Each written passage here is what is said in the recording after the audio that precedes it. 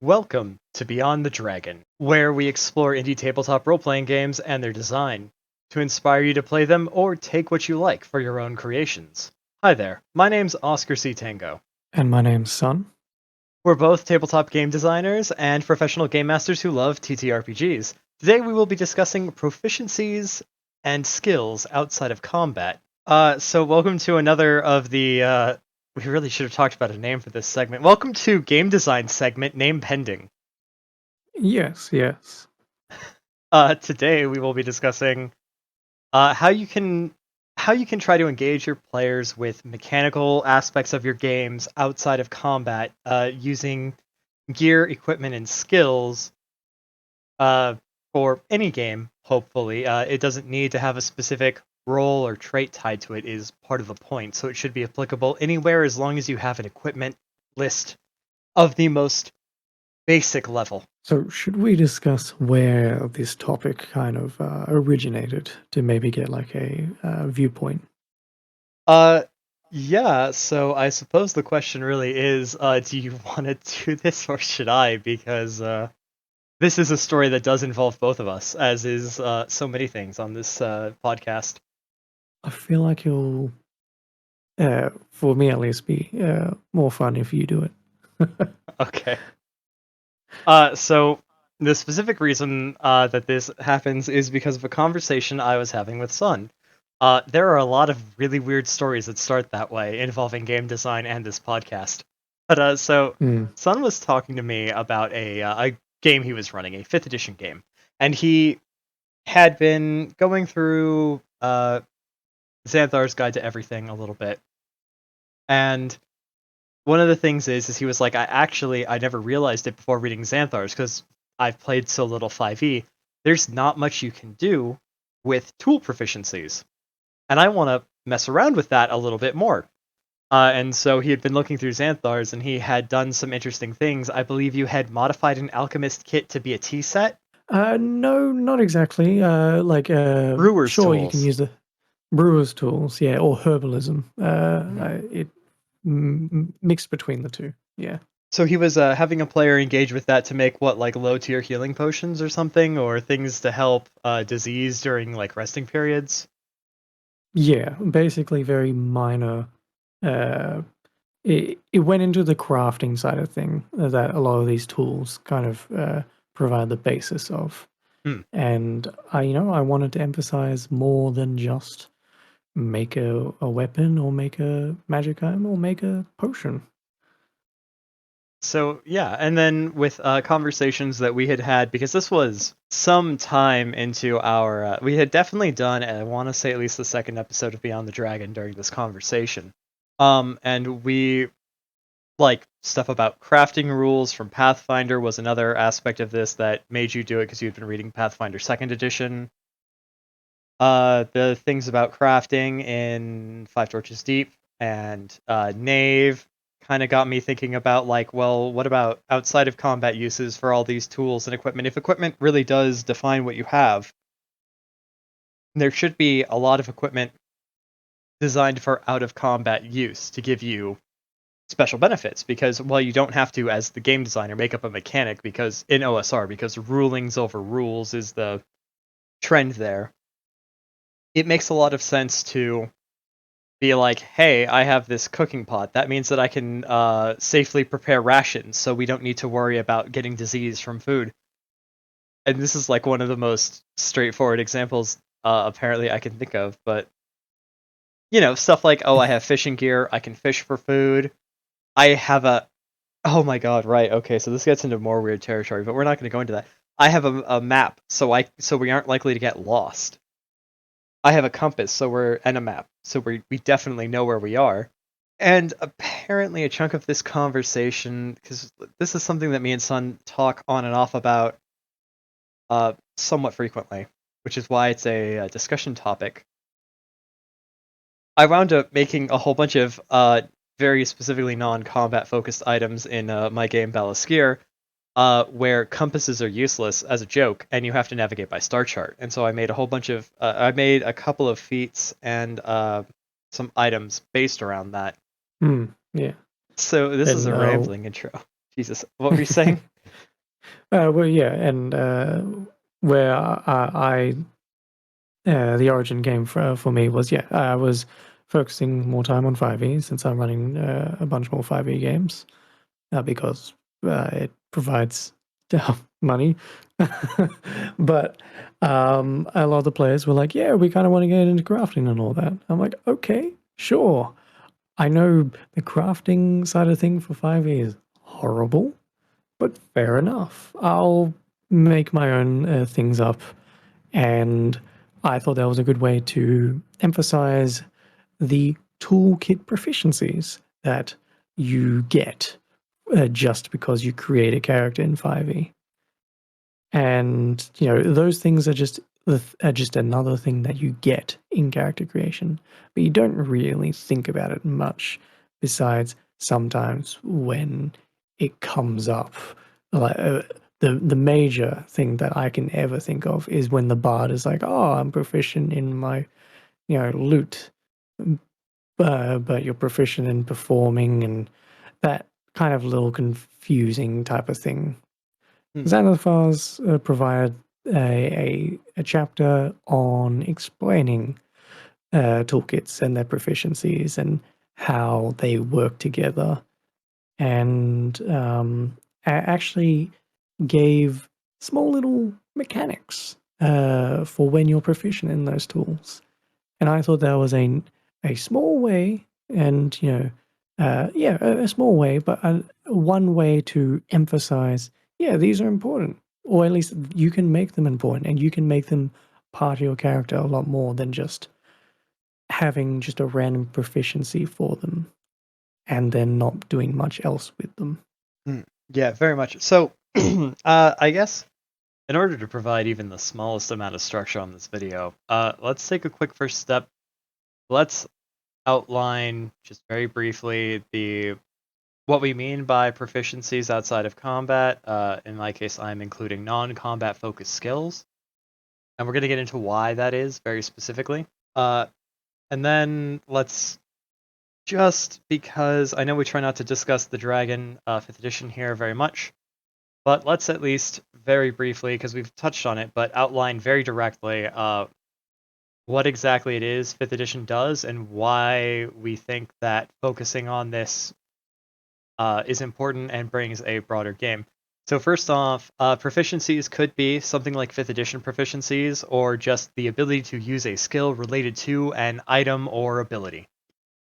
So 5e, you have proficiency in sword, armor, spellcasting, potentially tools, and potentially music and gaming kits.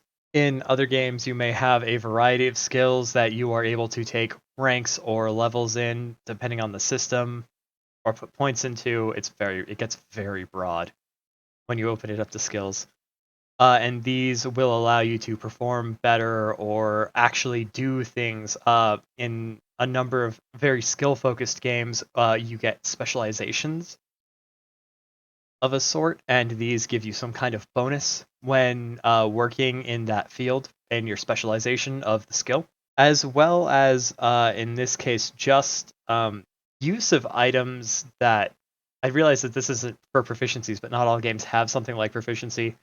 A heavy focus on use of ideas and items to do things that are not directly stated by the rules or given solid mechanics in a non-combat way. So this is not to say using a fishing hook to hook a beam and pull down a cave on top of your enemies. That's combat. No, no, no. We don't want to talk about that. As cool an idea as that sounds, the part of the thing here is very much taking the focus away from combat, and I'm going to get really into that. This might go long, people, and I apologize. So that's Sun. Do you have anything to add, or maybe suggested we take away from what I've said defining proficiencies there? No, no, yeah, really, it's just you have some kind of focus on something. And in this case, we're thinking about tools, items, and skills that aren't just punch someone.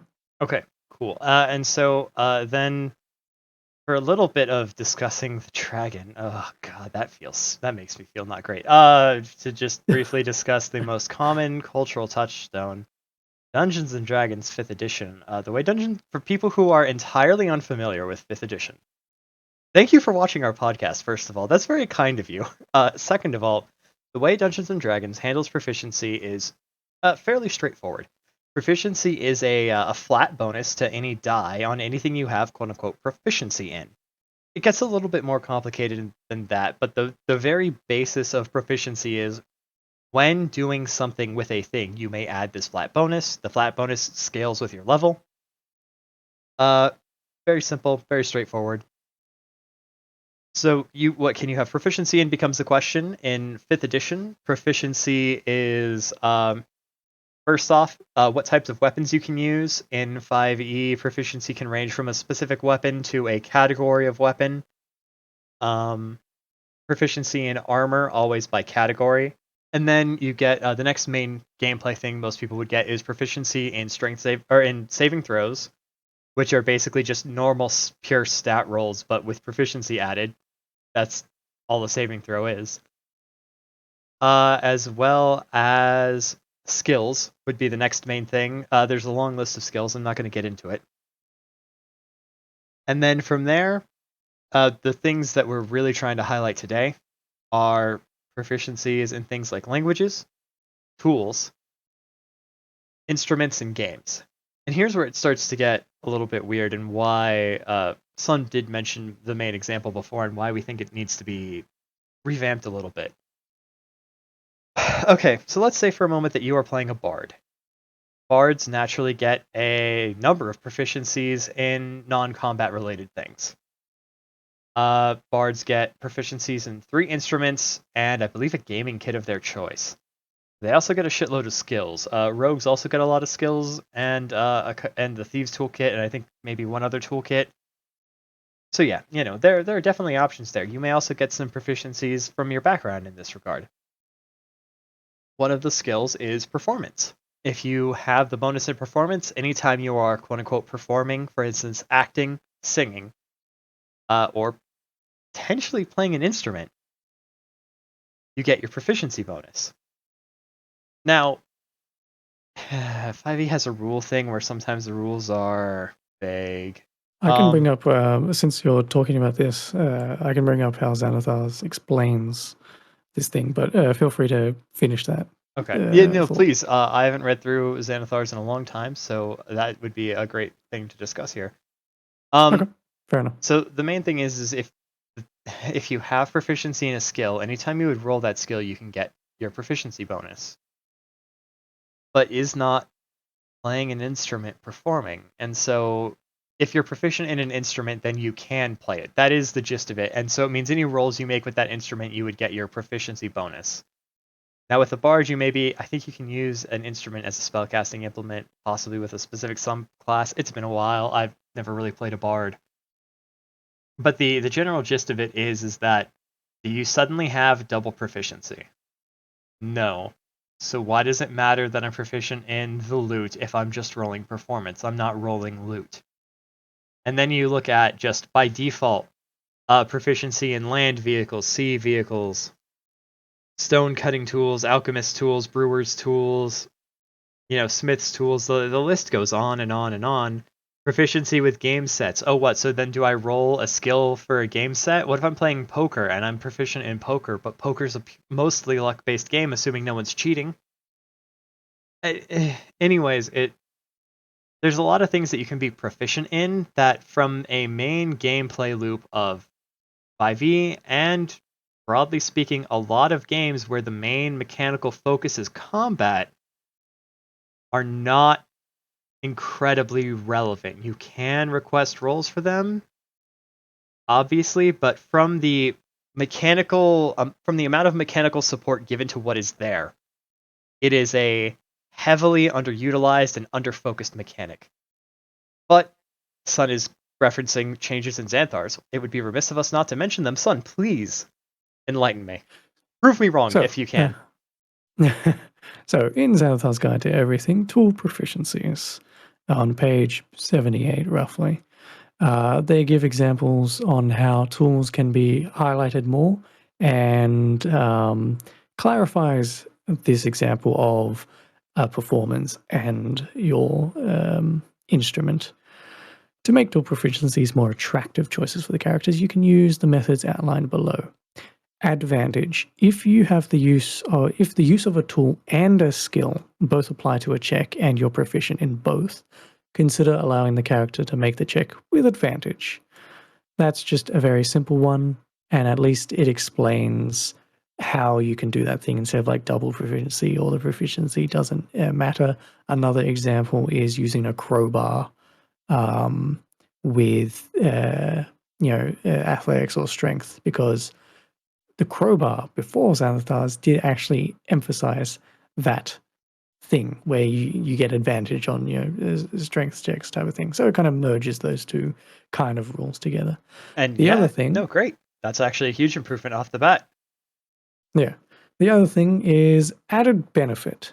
So in addition, consider giving characters who have both a relevant skill and a relevant tool proficiency to get a extra benefit to a successful check. So, for example, as it states here, a character proficient with Mason's tools makes a successful Wisdom Perception check to find a secret door in the wall. Not only does that character notice the door's presence, but you decide that the tool proficiency entails that the character has an automatic success on an intelligence investigation check to determine how to open the door. So they're the two examples they give to give a little bit more finesse, like straight up with tool proficiencies And in both of 5e. those relate to Dungeoneering, the arguable secondary main mechanic to 5th edition. Because while it's not heavily mechanized, oftentimes to go into combat you have to do some amount of Dungeoneering. So, you know what? That does provide a pretty significant improvement to the meaning of those proficiencies right there. I'm not going to lie. And Yeah. actually, that's an And excellent example of what we mean. Let us do things with our characters. If you're going to make us list something on our character, let us do something with it that, if it's not related to hitting people, doesn't make us hit better. And like we have a laundry list of things in our inventory. Yeah, make some of it matter. Hopefully, make everything on your laundry list matter. Mm-hmm. Because why am I carrying this alchemist supplies? Is it just for the flavor because I'm an alchemist? Let me actually do stuff with it. And that kind of goes into something that I do want to talk about on giving support for that, instead of just I've got alchemist supplies, so I can do something kind of fucky wucky. Go for it. GM, can I? Um, yeah, but like GM, can I do this fucky wucky type of thing? It's like, yeah, sure. Um, and if you want to just roll with it like that, fair enough. Keep it nice and simple.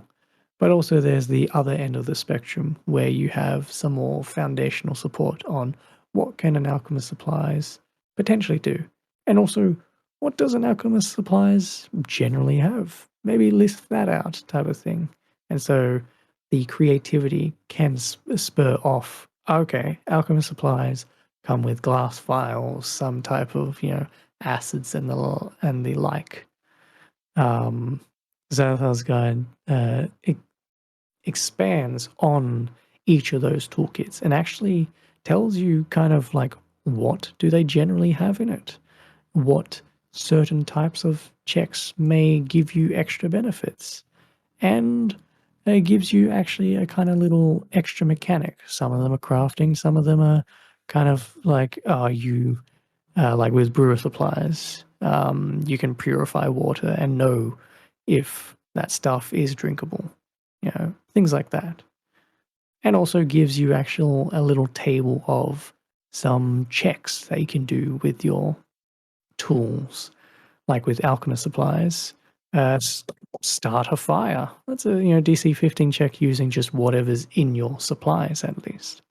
Identify a poison, create a puff of thick smoke. These are small things that don't say much beyond that, but at least they're like concepts and some mechanical ideas that actually emphasize what this tool can do. I didn't know as an alchemist with alchemist supplies that I could really start a fire or neutralize an acid or identify a substance. But now that it's given me that kind of support, I can be like, oh, okay, these things actually kind of matter more. Yeah. And that's kind of the stuff that I got from Xanthar's guide that made me go, okay, thank you for explaining it more. I just wish it was I wish this was more of a default support for non-punchy things. So at this point, I think that perhaps we should do our namesake and go beyond the dragon a bit. Do you have any final wrapping up points? Because when it comes to 5e, I have nothing more to say. At least nothing No, constructive. no, honestly, Xanthar's guide gives at least a better explanation and these tool proficiencies and what they can do for each of the toolkits is a very good foundation for people to look at and actually reference a lot more. And the GM can reference too. I just wish it was presented better and, maybe a little bit more simple, just so uh, it can be used more. Hmm. But yeah, beyond that, we can go beyond.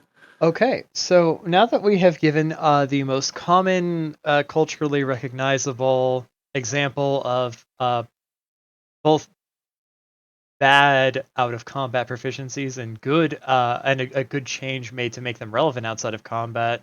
All right, so here's where things get kind of weird. Son, if you feel like I'm going too far, do please pipe up and stop me. Yes, no, I'm very interested. Everyone should know I'm very interested in whatever this um, vomit of information is coming out because I've been told that this episode might go long for whatever reason that's about to occur. So I'm sitting back right now, but I'll let you know.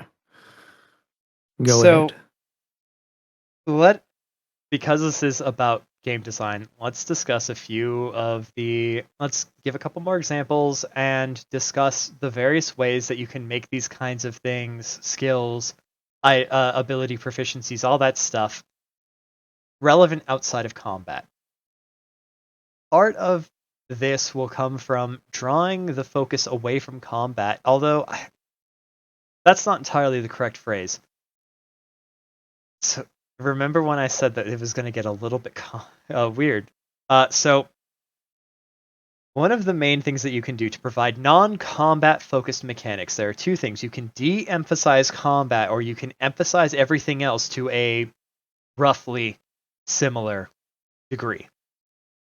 Now, I've had the benefit of having a few conversations about this kind of stuff recently.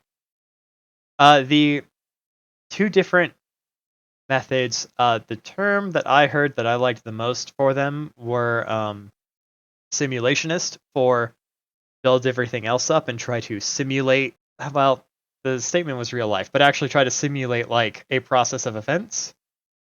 Or conversely, the narrative focus. You have the thing, you get the bonus, make the roll, you do the thing. It's more focused on the fiction of what's happening than like tracking specific bonuses and the effects of what you're doing. Okay, so I do have one particular advantage in this conversation that you do not, Son, is that I play a lot of sci-fi games. Yep. And so in terms of non-combat mechanics that get a heavy focus, one of the main things from sci-fi games is hacking. Now, sometimes hacking is combat, but legally distinct. And on other times, combat is an entirely different set of rules focused around their own specific set of actions and abilities that can happen in a fixed turn order similar to combat if you need to do that, but that are not just mimicries of combat. So we're going to discuss the simulationist method of making skills and proficiencies and such important first. One of the best examples of this is, you could say proficiency based, but frankly, that's not what people would probably call it. It would be a skill based game. That is the most common examples of which are D100 games, such as Eclipse Phase, or of course, much more well known by most people, I imagine, basic role playing's Call of Cthulhu, role playing in Glorantha, and I'm sure they have other properties I don't know about. So what these games do is they give you a list of skills in D100 on a scale of 1 to 100, or maybe not 1 to 100, but hypothetically, we can all say 1 to 100. And then they have you roll a D100. The basic mechanic for D100, to my knowledge, there may be games that do this differently, is that you are trying to roll under your skill threshold to succeed, meaning having a higher stat means you're more likely to succeed, percentage-wise. It's very simple in both Eclipse Phase and basic role-playing. Eclipse Phase does some weird shit that's not relevant here. But the basic thing this does is it makes you more proficient at doing certain things. And Eclipse Phase has the specialties thing, where instead of saying, oh, I have this skill, I'm really good at the sciences, specifically aerophysics. Yeah, so what these games do is they give you, instead of levels in a skill that give you a fixed bonus, they make you more percentage-wise likely to succeed at any one skill or test that you are trying to take. And right away, you can instantly start to provide the mechanical bonuses or focus on non-combat-based skills and proficiencies by simply providing a large number of skills that are not related to combat, and then giving what are I've heard referred to in the industry as procedures on how to use these in a way that is engaging. Because combat is engaging because you slow down time and you have to make multiple rolls and decisions about how to be effective. In an effort to make these kinds of things similarly enjoyable, you have to let players make multiple decisions that being practical about what they're doing and make them actually think about how they're approaching something. It's not just roll investigation. I got a 13. Congratulations, you've now found out that the fingerprints on the knife belong to Dr. Roz. It's no. It's like, okay. So get a sense of, you're going to try to get a sense of what the clues are. Go ahead and roll investigation for me. Okay, here's a list of clues based on your, number of successes or whatever. And so it's like, okay, well, I want to look at these. It's like, okay, well, the question is, do you have, I want to look at the knife. Well, do you have the skills for fingerprint stuff? No. Okay, then you're going to have to give it to a fingerprint technician, and you're probably going to want them to rush it. So how good on terms are you on with the fingerprint reading technician? Are they likely to push your thing up, or are they going to try to screw you over because they hate you? And by adding in these steps, adding in these multi-step methods to succeed, you put a heavy emphasis on something that is not combat, to the point where you've elevated it roughly to the level of combat in terms of the focus of approach and what you do. This is more or less my understanding of the simulationist method. You try to make it engaging to an equal amount without taking any amount of engagement from potentially combat. I want This way, go, please. Make mention of something that you that I should want to explain. You just made an example where, you want to do this thing. Sorry, do you have the skill, the ability of this thing, or do you have this tool to be able to do that? No, you will need to get it to someone else that does have that skill or does have the tools available. You've kind of soft locked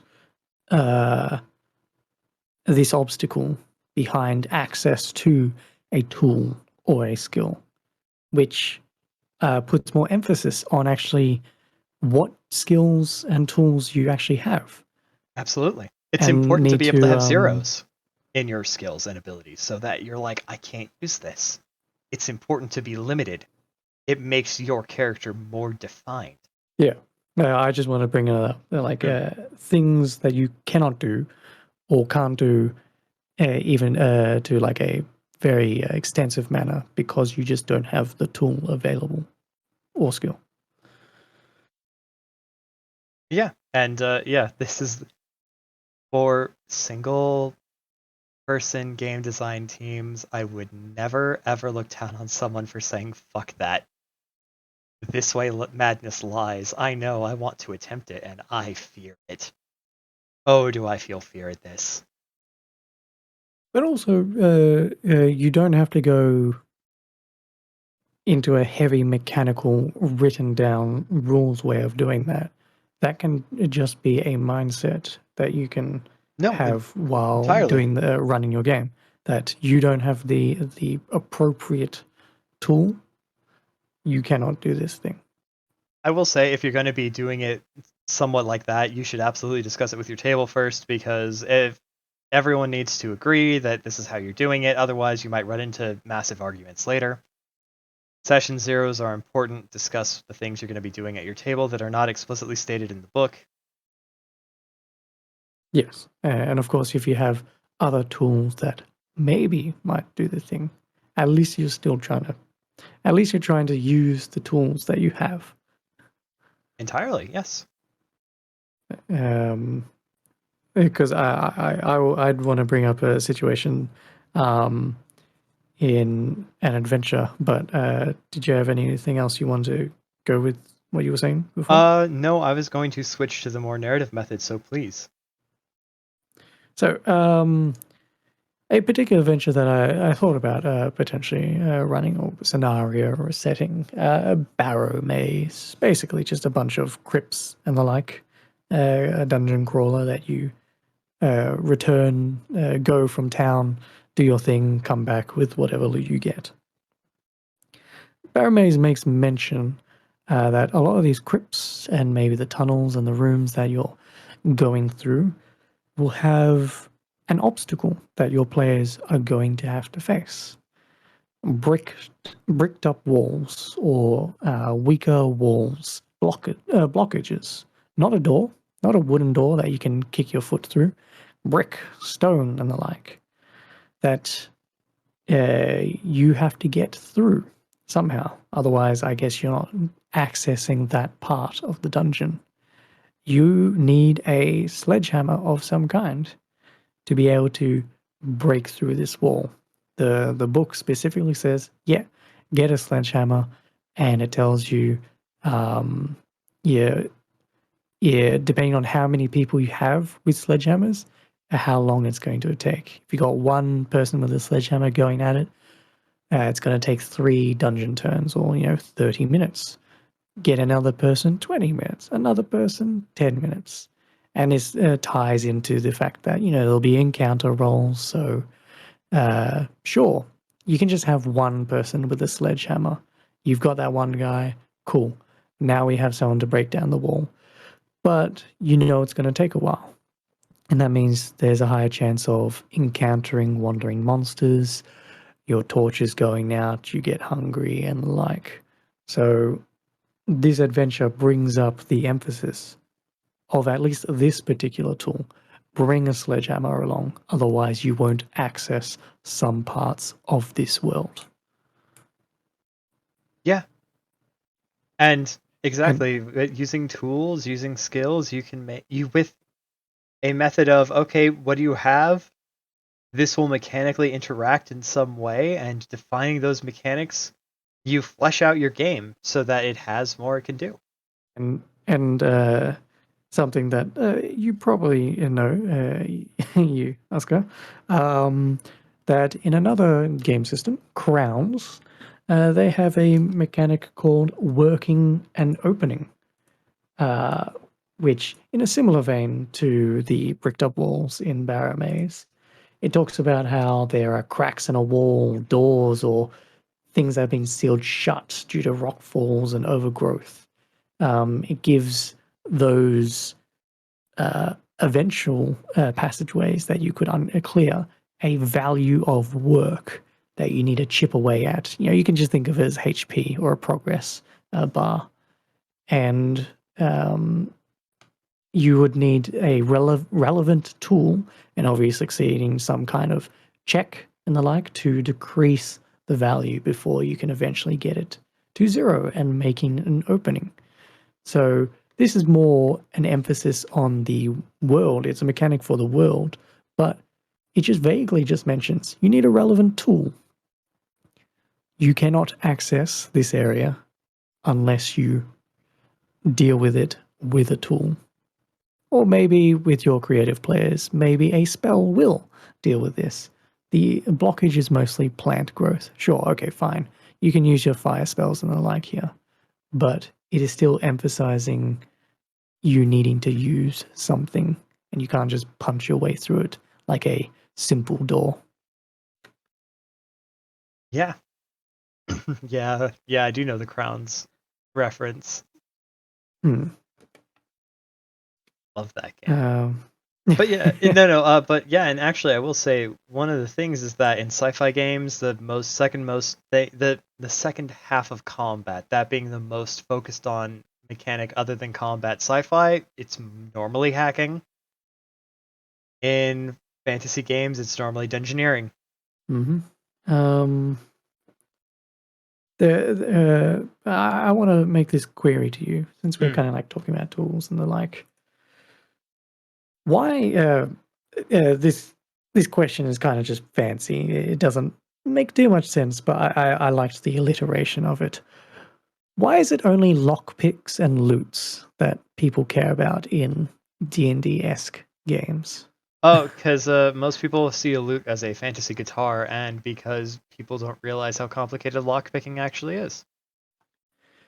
For me, I immediately was like, well, lockpicks immediately connect to a chest or a locked door that will lead to loot, or to, in this case, the next available area that you can play in.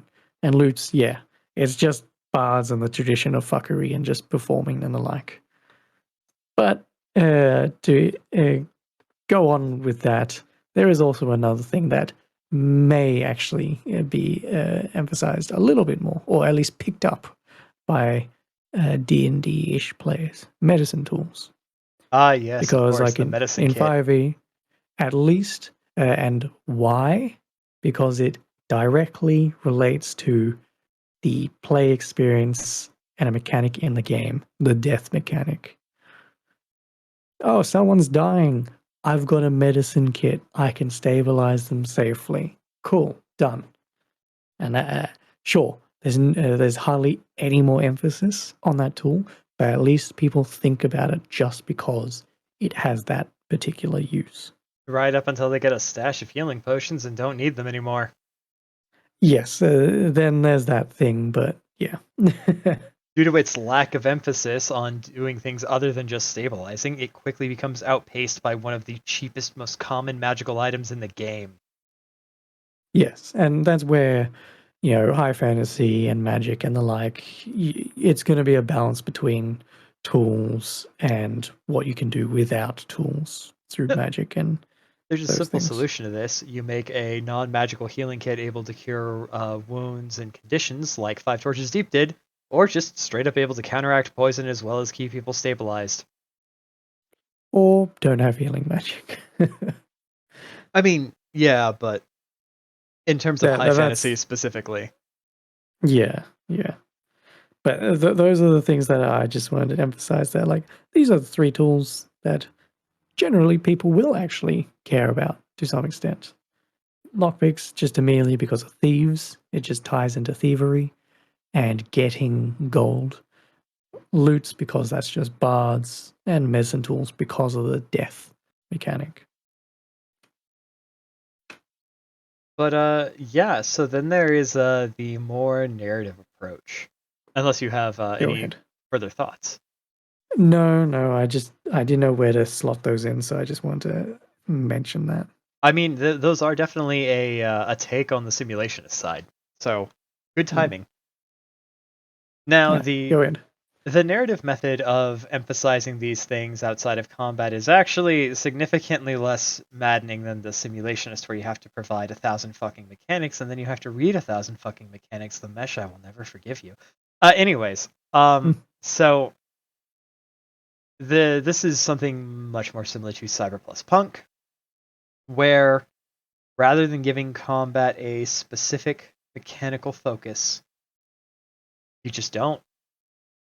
You make it about approach, and approach doesn't necessarily mean approaches in the Forged in the Dark method. It makes it about what you're doing and what you have to do that thing.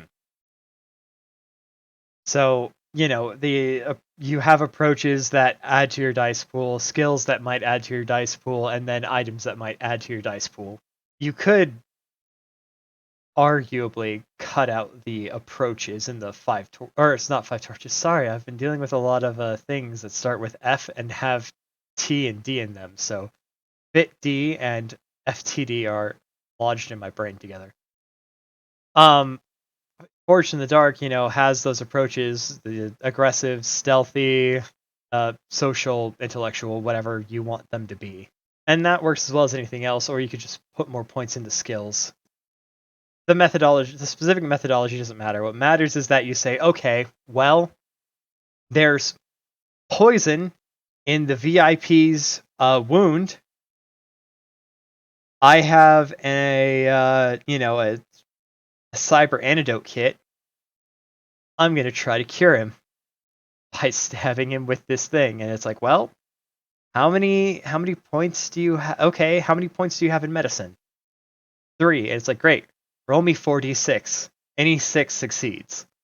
And then boom, you roll all 5s and you murder the fucking VIP. Good job. I'm, of course, joking a bit, but the point here being that by allowing items, skills, and mechanics in a more narrative game, combat just becomes another approach. And this goes in on something with progress bars, which you can always do if you're willing to zoom out of the specifics of combat. And I could just talk about progress bars all day, but I won't, because that's not this video. And so, you can do progress bars, you don't have to. I'm going to try and fight off the cops pursuing us so that we have time to escape. I have a submachine gun, and I have 6 skills or 6 points into shooting, 7d6. Any 6s succeed. Double 6s will crit, and they will be delayed for twice as long. Look at that! I've rolled 3 6s. That's a crit, and so now we have 2 turns of action, however long the real amount of time lasts, doesn't matter, to sit back and crack this vault or whatever. And that's not a specific combat focus, because everyone else on their turn could have been trying to disable the laser grid, trying to keep the guy who's in the helicopter on the fucking helicopter pad because he wants to bail on you, and someone else could be working on cracking that vault. It changes everything to be a, what are you doing right now? That is what is relevant, and what do you have that helps you? And dice pools are very good for this, but just as much you could on a D100 be like, okay, rather than having a bunch of mechanics around it, you're like, okay, what skill do you have? Okay, you have that, you have this tool. All right, plus 10, 20, 30, however much. Yeah, just plus 1, 2, 3, etc. D20, plus 1, 2, 3, exactly. So it ultimately isn't, the narrative method is, instead of raising every single mechanic up to the level of combat, it lowers combat down in its focus and makes combat another part of the narrative. It's, what are you doing? Well, I'm busy trying to talk to the mob boss while the brute in our party is acting as a pit fighter and is beating the Dawn's guy senseless, to the point where the Dawn is like, oh shit, that's my nephew Vinny. I don't want him to die in this rigged boxing match that this guy is winning. And this person's offering me a deal and saying they control that guy. And, together we're putting pressure on the Dawn to give in to our demands. And, combat's a part of what's happening, but it doesn't have to be. You could just as easily have the guy who's the brute unloading crates of goods in front of the Dawn that the Dawn wants, and be like, well, Dawn, we have this stuff here, this product, and as you can see, we're taking real good care of it, so what are you going to pay us for it? And that is the same type of interaction, but instead of beating up his nephew, you're making a very big show of how easy you can make life for him while someone's trying to do the convincing. And, similarly, you could have a guy cooking the drugs or whatever. I don't have a specific game example, so I'm just making up random scenario aspects in my head. So sorry if this isn't super coherent. Uh, you know how a lot of traditional games, traditional D20, D&D-esque games, have when you get to your equipment section and you're like, oh, okay, time to buy my things. Let's, the first thing is probably weapons or armor. Either way, the same thing. And then you flip, and it's like a 2-page spread, 3-page. Oh yeah, all these weapons, all the armor, and all that. I want a 1d6 axe, or do I actually want the 1d8 hammer? Or do I want the 1d6 plus one sword?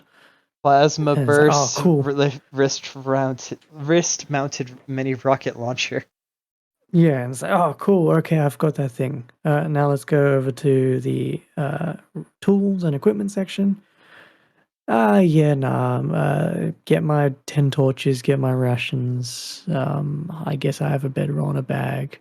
Oh, there's all this other bunch of crap. Nah. Why don't you simplify the weapons and armor section? Yeah, and to allow more space for the equipment section to breathe. And hell, I would say you can simplify the equipment section because a lot of time uh, it is just listing things just for the sake of listing things. And the things that actually have some cool things connected to them then get lost in the shuffle between a bar of soap that does nothing. You know what? I actually have a very relevant example. Go ahead. Cyberpunk Red. Cyberpunk Red has a actually surprisingly not very complicated weapon list.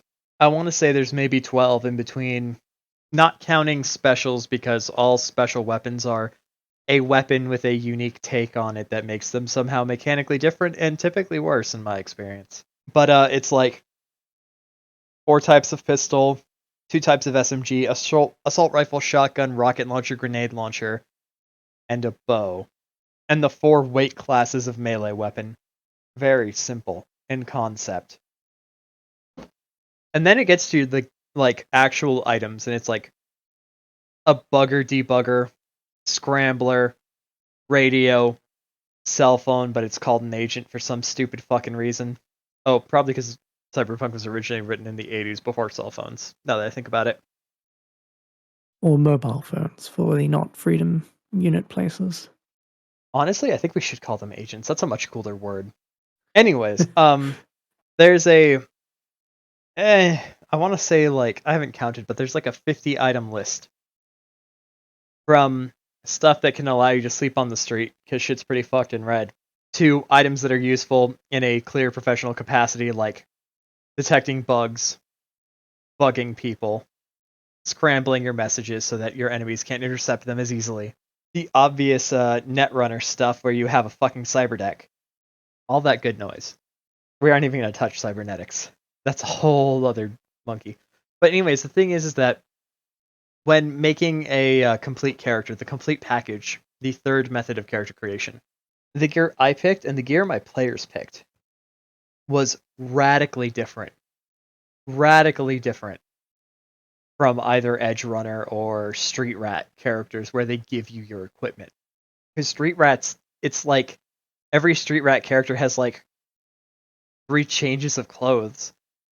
One of my players didn't even buy clothes. He just bought a Kevlar body armor and was like, it looks like a business suit. This is what I wear instead of normal clothing. I like that. It was the fixer, of course. Mm. Yeah, like if you have a if you shrink down the items, obviously the items that you do have, there's going to be more emphasis on it, or at least more focus. You can actually look at those things, and then each thing that you've listed, you've either said these actually matter more, or you can actually focus on adding them to your inventory and actually explain them, without any mechanics. Sure, go in the OSR kind of story uh, uh, leaning where you just have a couple things in your inventory just to do a thing, at least now you can make each of those things actually matter. But also, I feel like we shouldn't forego the concept of combat, because one way to make the tools matter is seeing if you can utilize them in a more combative sense. I liked what you did there with the fishing hook, your uh, um, fuck, what's the tool called? A Uh, fishing rod. yeah, it was a fishing rod and a As an overhead beam. Yeah, I like your concept of using a fishing rod as a very improvised grappling hook. That's a cool way of using a tool, bringing it in combat. That's true, but Um, that's like directly counter to the whole point of the video, which is using these things outside of combat. no, that's fair enough, but I did want to, because I did have my point on like just Hmm. trying to even emphasize the use of tools at all. No, And you know what? Fair enough. Fair enough. Continue. yeah, and one way to do it is to connect it to the rest of the game. And for traditional games, is the mainstay of combat. Sure, it should not be the default, but even allowing them to be used in combat can provide that opportunity to be like, oh yeah, I got this fishing rod. Yeah, I guess I could try and use it in combat since I have this fishing rod. It'll emphasize my character more. I'm a fisherman, and I guess I'm a little bit crafty with my fishing rod. And you know what? Absolutely. Allowing tools to be used in improvised and interesting ways in combat is the first step. Because the moment you get players thinking about the tools that they have, they'll be engaging with their inventory more and they will use them in other things. And that will leave you a more fleshed out game where players don't perk up with what they're doing for combat and then, for roleplay, kind of just slowly trade the spotlight. It's, well, we need to get this thing done. Well, I have the stuff to do that because they're thinking about their inventory. Mm. Yeah. If you want to put in a very, I don't want to say reductive, but maybe consider your tools as your weapons for exploration and social play. I mean, yeah, definitely, especially with the whole simulationist thing where it's like, bringing it up to the mechanical level of combat. Absolutely, that is a fair equivalent. The documents, if you have pen and paper, you can forge evidence, people. And just to emphasize that, it's like, oh, you want to forge stuff? Do you have forging supplies on you? Do you have proficiency in forging? I feel like you're going to have to train in that. It's like, ah, damn. Well, I guess, I should get on that. It's okay to soft lock some stuff. It's okay to not give everything out. But also, it's okay to allow them to attempt it in a very minimum you'll get a minimum effect out of it. Going back to like the Forge in the Dark thing, the effect will be kind of crap, but you can still attempt it. Yep. But if you have the item or the skill in it, then the effect will be greater. Yeah, and that's one of the main things about why I wanted to talk about this is just bringing a more fleshed out experience with not only the inventory but just in general your engagement with the game, because if someone's built for combat almost exclusively, that may be the part of the game they want to focus on, and then they, maybe they don't want to worry about uh, you know, having to fucking decrypt signals from a like a dying star or whatever. But that doesn't mean they can't find them and pass it off to that person. Even that little bit just brings them a little bit more into the narrative in the group. It means they aren't just standing there quietly waiting for combat to happen because they had to engage with their team members, assuming they aren't the kind of player who's going to be like, well, I found this evidence, but I don't know what to do with it, so I'm just never going to mention it again. Um, since we're talking about like tools and the like, and a lot of this does kind of connect back to like the inventory discussion we've had and Mm-hmm. all that, but I'm I don't say I'm tired, but I'm sad that the person that shines in creative thinking or the social or maybe explorative side of the game a lot of the time they put a lot of emphasis on exactly what they have in their inventory to like the minute level, and um, games where they kind of expect you to be like those types of people. I feel like that shuts out a lot of people from attempting those parts of the game Hmm. where they emphasize use the tools that they have. And you hear all these great stories of people really using their tools to their fullest potential, um, but to a massive, overcomplicated degree. And I feel like that sets up like a high barrier when it shouldn't be. No, All entirely players fair. should have that opportunity.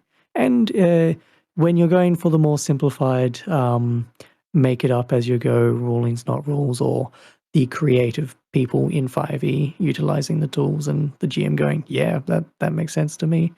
Or even Sure, just but narrative where it's like, do you have the thing? Okay, add a bonus.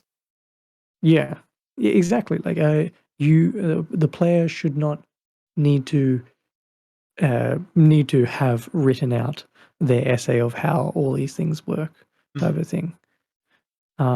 But if you do provide support, like Xanathar's kind of did, going back to that, at least that gives a little bit more foundation for those players to jump off with those tools and the like.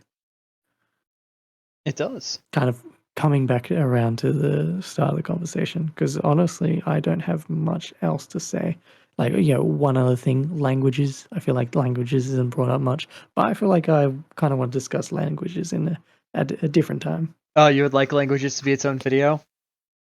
Yeah, All right, yeah. languages I for feel like you, clocks for me. fair enough.